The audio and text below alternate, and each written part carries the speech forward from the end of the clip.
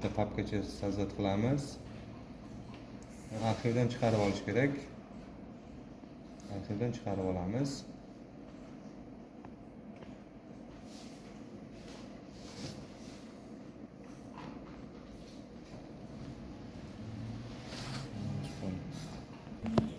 Mana arxivdan chiqarib oldik. Endi programmani ochasiz. Mana. Ko'rdingmi?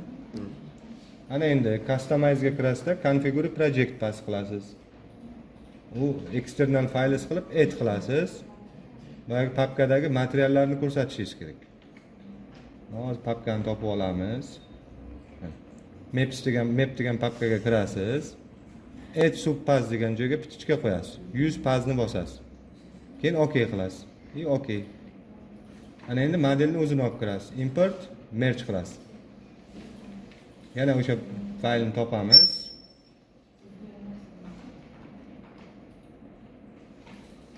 Corona Bray. Sizda agar Corona bo'lsa, Coronasini ochasiz, Bray bo'lsa, Brayni ochasiz. Mana Coronasini tanlaymizda open qilamiz.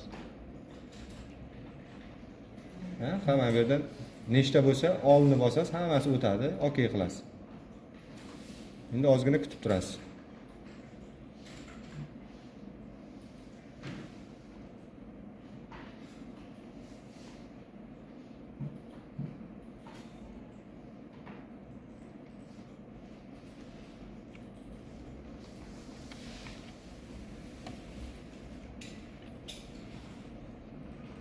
Kompüter olasizda. Mana endi mana ko'radigan bo'lsak, mana hech qanaqa muammosiz mana ichiga joylashdi. Endi bu yerdan choynikchaga kirasiz. Coronani tanlaysiz, Science dan mana single map qo'yasiz, renderchani bosib ko'ramiz.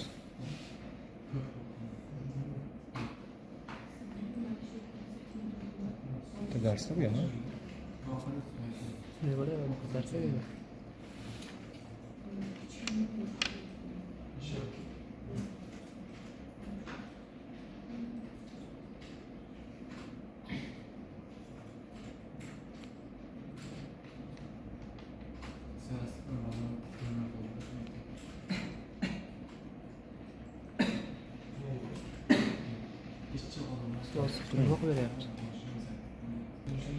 Ana shunaqa bo'lib bemalol o'tadi ana. Hech qanaqa muammosi yo'q.